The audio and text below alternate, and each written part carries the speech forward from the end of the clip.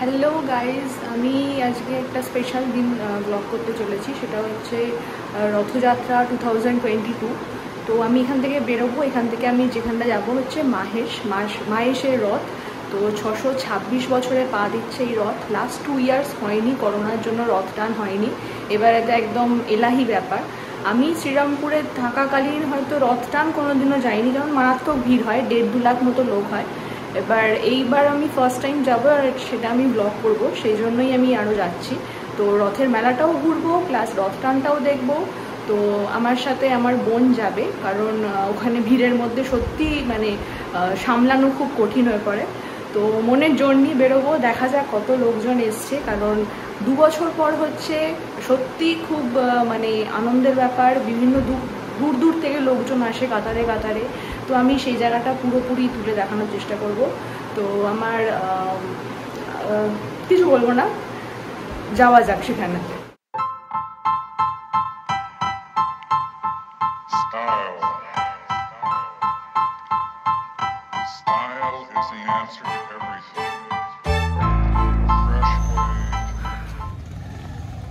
প্রায় বটতলা থেকে no entry করে দিয়েছে। তো আমি আর আমার বোন হেঁটে হেঁটে যাচ্ছি। প্যারালাল একটা রাস্তা আছে, সেখান দিয়ে হাঁটতে হাঁটতে চলেছি। অনেকটা রাস্তা, মোটামুটি 3-4টে তো স্টপেজ হবেই। আমাদেরকে বললো যে নো এন্ট্রি করে দিয়েছে, তাই জন্য এখানেতে নেমে যেতে হবে। টোটো করে আমরা যতটুকু যেতে পেরেছি, তারপর ভেতরের রাস্তা দিয়ে হাঁটতে শুরু করেছি।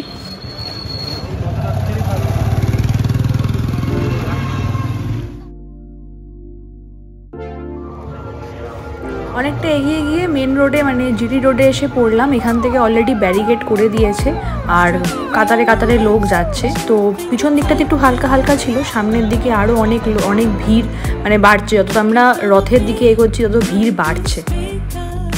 চৈতন্য মহাপ্রভু যখন এখানে এসেছিলেন, মাহেশে এসেছিলেন, তখন এটির নাম দিয়েছিলেন উনি নবনীলাচল বলে, যার অর্থ হচ্ছে নিউ পুরী। তো সেই সময় ধ্রুবানন্দ ব্রহ্মচারী তাকে অনুরোধ করেছিলেন যে মন্দিরের দায়িত্ব নেওয়ার জন্য, কিন্তু তিনি সেই দায়িত্ব তার যে 12 জন গোপালা ছিলেন তার মধ্যে পঞ্চম যিনি ছিলেন কমলাকর পিপলাই বলে, তাকে দায়ভারটা দেন। তো সেই 626 বছর ধরে তাকে সেই ওই প্রথম পুজো বা রথযাত্রা শুরু করেন, এবং এটা তারপর থেকে কন্টিনিউয়েশন হচ্ছে। একটার পর একটা ব্যারিকেড ক্রস করতে করতে এগোচ্ছি আমরা। যত রথের দিকে এগোচ্ছি তত ভিড় বাড়ছে, আর চারপাশে স্টল দেখতে পাচ্ছি। জিটি রোডের ওপর যারা থাকে তাদের মানে রাস্তার আশেপাশে যারা থাকে তাদের তো অনেক সুবিধা, কারণ তারা ওখান থেকে বেরিয়ে টুক করেই দেখতে পায়।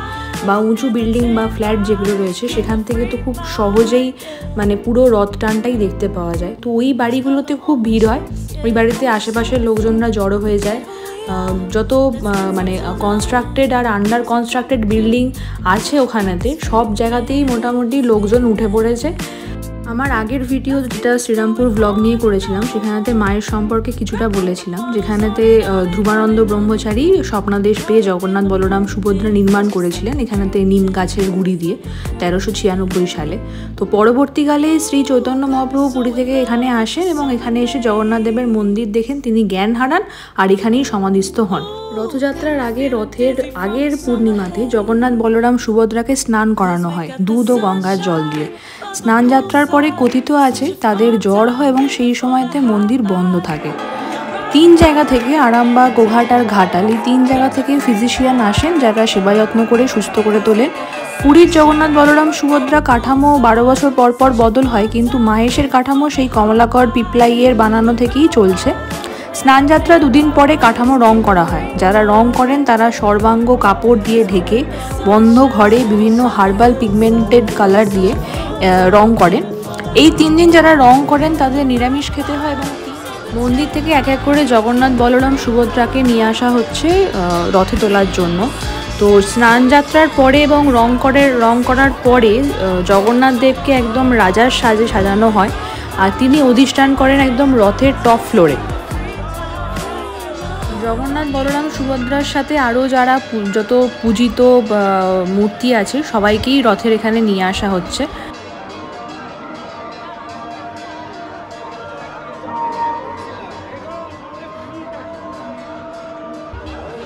এরপরে ডোনা গাঙ্গুলির গ্রুপ থেকে এসেছে যারা নাচ করবেন রথযাত্রার আগে।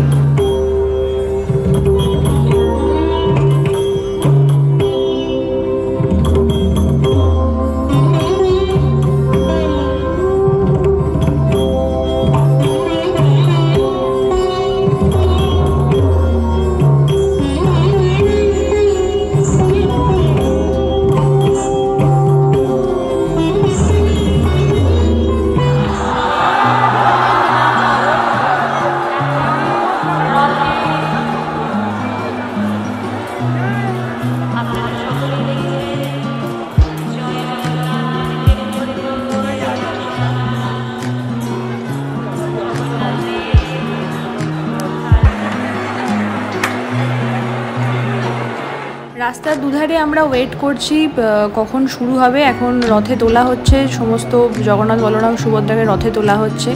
তারপর রিচুয়ালস আছে যে নীলকান্ত পাখি আনা হয় একদম টপমোস্ট ফ্লোর থেকে, সেখান থেকে নীলকান্ত পাখি উড়ে যাবে, তারপর রথযাত্রা শুরু হবে। পুরো জিটি রোডটা একদম মানে ভর্তি লোকে লোকারণ্য। পুলিশ আছে, পুলিশরা ওখানেতে ব্যারিকেড করে দিয়েছে, ওদের একটা নিজস্ব ব্যারিকেডের মধ্যে মানে লাইন করে সবাই দাঁড়িয়ে আছে যারা রথ টানছে। আমরা ওই যেখানটা দাঁড়িয়েছিলাম তার কিছুটা আগে থেকেই রথটা শুরু হবে। আর জিটি রোডটা এবার ভাঙা করে দেওয়া হবে, কারণ লোকজন থাকলে স্বাভাবিক সেখানেতে রথটা এগোতে পারবে না। রথের উচ্চতা 50 ফুট, ওজন 125 টন, 4 তলা রয়েছে, আর সামনে দুটো তামার ঘোড়া থাকে। আর রথের নবরত্ন মন্দির আছে, যার 9টি শিখর রয়েছে। কমলাকর পিপলাইয়ে তৈরি নির্মিত যে রথ আর মন্দিরটা, সেটা ভগ্নাবশেষে পরিণত হয়েছিল। তো নতুন মন্দিরটি তৈরি করেছিলেন নয়নচাঁদ মল্লিক, যার খরচা পড়েছিল 20,000 আর 1755 সালে। পরবর্তীকালে সেই রথ পুড়ে যায়, তাই জন্য আবার 1885 সালে তৈরি করেছিলেন দেওয়ান কৃষ্ণচন্দ্র বসু। লোহা নির্মিত রথ বানিয়েছিল, প্রায় 2 মিলিয়ন রুপিস তার খরচা হয়েছিল। রথযাত্রা শুরু হয়ে গেছে, আসুন আমরা উপভোগ করি মায়েশের 626তম রথযাত্রা।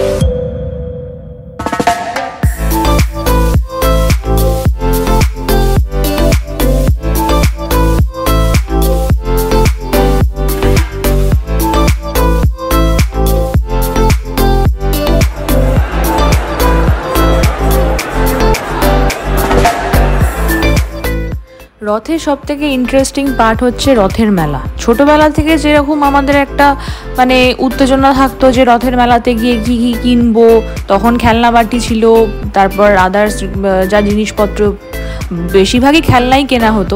কিন্তু স্টিল আমি এইবারেতে রথের মেলাতে গিয়েও দেখলাম যে আমার মধ্যে সেই এক্সাইটমেন্টটা আছে যে কি কি দোকান আছে, কি কি আছে। তো আমার খুব মানে চোখ নজর কাটছিল হচ্ছে জুয়েলারি দোকানগুলো। তো আমি প্রত্যেকটা জুয়েলারি দোকানই ঘুরেছি এবং মানে অ্যামেজিং কালেকশন, মানে মানে ভাবাই যায় না এরকম যে অনেক রকমের রয়েছে যেগুলো আমরা অনলাইন দেখতে পাই, সেগুলো সবই এখানেতে দোকান ছিল। তো আমি সবকটা জুয়েলারি দোকান ঘুরেছি, কিছু কেনা হয়নি। আমি নেক্সট টাইম আবার যাব, কারণ আমাকে একটুখানি মাথা ঠান্ডা করে দেখতে হবে যে কী কী কেনা যায়, কী কী আমার নেই আর কী কী অ্যাড করতে পারি। তো আমরা ওইগুলো ঘুরেছি। আর তার সাথে সাথে নেক্সট যে জায়গাগুলো আমি দেখছিলাম যে অনেকগুলো স্টল রয়েছে, যেমন বিভিন্ন কোম্পানি থেকে স্টল করেছে, বিভিন্ন দোকান থেকে স্টল করেছে, জুয়েলারি দোকান মানে শাড়ির দোকান রয়েছে, কিছু হ্যান্ডলুমের দোকান রয়েছে, তারপর এক জায়গায় ট্যাটু করছিল। আর একটা জিনিস আমার খুব ভালো লাগলো, সেটা হচ্ছে যে আচারের দোকান, আচার পাঁপড় এইসবের। ম্যাজিক শোয়ের দোকান তো ছিলই, তার সাথে সাথে আরেকটা মানে খুব ঘর সাজানোর জিনিসপত্র, কাঁচের জিনিসপত্র এইসবের ওপর খুব ফোকাস করেছে দেখলাম অনেকগুলো দোকান। তো আমি ওই দোকানটা খুঁজছিলামই অনেকক্ষণ ধরে, ঘর সাজানোর জিনিসপত্র। সেগুলো হচ্ছে আর্টিফিশিয়াল ফ্লাওয়ার্স অ্যান্ড প্লান্টস। তো মানে পুরো একদম অরিজিনাল যেরকম দেখতে হয় সেই রকমই দেখতে। আমি তো ওখানে গিয়ে মানে হারিয়ে গেছি যে কি কি কিনবো, কি কি নেব। তো ওদের দাম একদম ফিক্স করা রয়েছে, খুব একটা হাই প্রাইস নয়ও, মানে 20 টাকা থেকে শুরু করে একদম অনেক দূর মানে 1000-1200 অবধিও আছে। তো আমার খুব মানে আই ক্যাচিং হচ্ছে ওই ছোটো ছোটো ফ্লাওয়ার পটগুলো। তো আমি একটা দেখলাম, পছন্দ করে কিনলাম, কিন্তু ওই ভিডিও করার জন্য যাওয়ার হলে কিন্তু ওরকম মাথা ঠান্ডা করে কেনা যায় না। তো আমি নেক্সট টাইম অবশ্যই ওখানে যাব এবং চেষ্টা করব যে আরও কিছু কালেকশন বাড়ানো।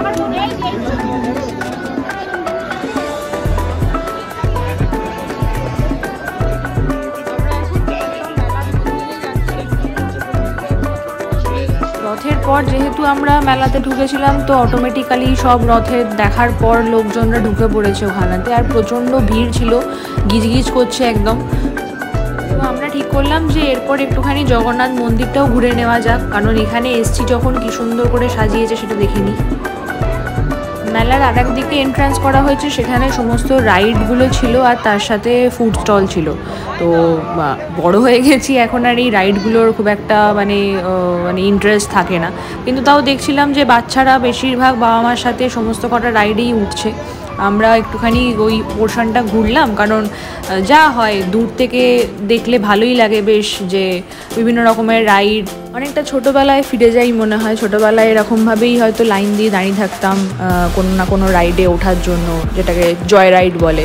তো তখন ভয়ও পেতাম, কারণ এই নাগরদোল্লা বা নৌকা এই জিনিসগুলো অনেকটা হাইট অবধি ওঠে। তো সেই ভয়টা একটা মনের ভেতর থাকতো যে মানে যখন উঠছে নামছে চিৎকার করা, তো সেই ঘটনাগুলো মনে পড়ছিল। তো আমরা একটুখানি ঘুরলাম এইখানেতে, তারপর ফুড স্টলের দিকে যাইনি, কারণ ওদিকটা প্রচণ্ড ভিড় ছিল। আমরা নেক্সট গেছিলাম জগন্নাথ মন্দিরেতে। তো জগন্নাথ মন্দিরটাকে খুব সুন্দর করে সাজানো হয়েছে, রেনোভেটও করা হয়েছে, দেখলাম সুন্দর রং করা হয়েছে। জগন্নাথ মন্দিরের ভেতরেতে ভোগও দিচ্ছিল। তো ওখানেতে সম্ভবত 50 টাকা, 60 টাকা, 100 টাকা এরকম করে ভোগ দেওয়া হচ্ছিল। আমরা ভোগও খেলাম ওখানেতে, যেরকম হয় সাধারণত মানে বাঙালিদের কাছে বা যে কোনো মানুষের কাছেই ঠাকুরের ভোগের একখানা মাহাত্ম্য আলাদা রকমই থাকে। তো আমরা ভোগ টোগ খেয়ে সেখান থেকে বেরোলাম। বেরোবার সময় আমার এটা মনে হলো যে আমি আমার লাইফে ফার্স্ট টাইম মায়েশের রথ টান দেখলাম। মেলাটাতেও এসছি বড় বেলাতে, কারণ ছোটোবেলাতে মা বাবা ভয়ই পেত, কারণ মেলায় হারিয়ে যাওয়ার একখানা গল্প থাকতো কোনো না কোনো জায়গাতে। তো সেখান থেকে ফেরার সময় আমার মনে হলো যে হ্যাঁ, আমি বড় হয়ে গেছি, আমি একা একা আসতে পেরেছি, একা একা ঘুরলাম। এই রথের মাহাত্ম্য বহু দিনকার, কারণ শরৎচন্দ্র নাকি এই মানে মায়েশের রথ নিয়ে একটা গল্পেতে উনি উল্লেখ করেছিলেন। উপন্যাসের নাম ছিল রাধা রানী। তো সেখানেতেই রথ এবং তার সেখানেতে একটি মেয়ের হারিয়ে যাওয়া এই সব গল্প উল্লেখ ছিল। মায়েশের রথে এক সময়তে রামকৃষ্ণ পরমহংসদেব এবং সারদা দেবী আসতেন রথযাত্রা দেখতে। ফেরার সময় একটা ছোট্ট মানে কোনো বাড়িরই হবে হয়তো, সেই রথ টানটা দেখলাম, তো খুব ভালো লাগছিল। ওভারঅল আমার এক্সপিরিয়েন্স খুবই ভালো, আর মানে আমি এনজয় করেছি। আমরা ঘুরে এসেছি রথের মেলা থেকে, মানে মারাত্মক ভিড়, তাও ওখানকার লোকজন বলছিল এবারে খুব কম ভিড় হয়েছে।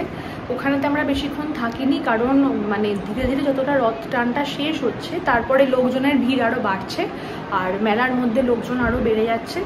তো আমাদের যেটা মানে মূল যেটা আকর্ষণ ছিল রথ টানা দেখা, সেটা দেখেছি। প্রচণ্ড ভিড়। আমরা একটা মানে একটা দোকানের ধারেতে মানে উঁচু করা ছিল, ওই মানে ইটের স্ট্যাক ছিল, তার উপর দাঁড়িয়েছিলাম, আর মানে এত ভিড় আসছে, এত ঠেলা মারছে যে মানে পুলিশ রয়েছে, সবই রয়েছে, কিন্তু যা হয় আসলে অনেক মানুষজন দিন পর মানে এটা হচ্ছে, তো সেই কারণেতে মানুষজনের একটা অন্যরকম উত্তেজনা, মানে আনন্দ, আর তার সাথে মানে একদম কাছ থেকে দেখা, এটা আমার প্রথমবার দেখা। আমি পুরো ভিডিওটার মধ্যে চেষ্টা করব কিছুটা মানে ইতিহাসটা বলার, আর তার সাথে কীরকম হয়, কোন রাস্তা দিয়ে গেছি, বা কতটা জায়গা থেকে মানে পুরো ব্যারিকেড দেওয়া থাকে, নো এন্ট্রি করা থাকে। শুনছিলাম সকাল 9টা থেকে ওখানেতে কোনো বাজার বসেনি, আর 11টা থেকে পুরোপুরি মানে ভেহিকেলে নো এন্ট্রি করে দেওয়া হয়েছে। আমি মেলারও কিছু ছবি তুলেছি, কিছু ভিডিও করেছি, পুরোটা আমি ঘুরতে পারিনি। তার কারণই হচ্ছে যে প্রচণ্ড ভিড়, আমি পারছিলাম না, কারণ আমরা অনেকক্ষণ দাঁড়িয়েছিলাম রথ টানের জন্য।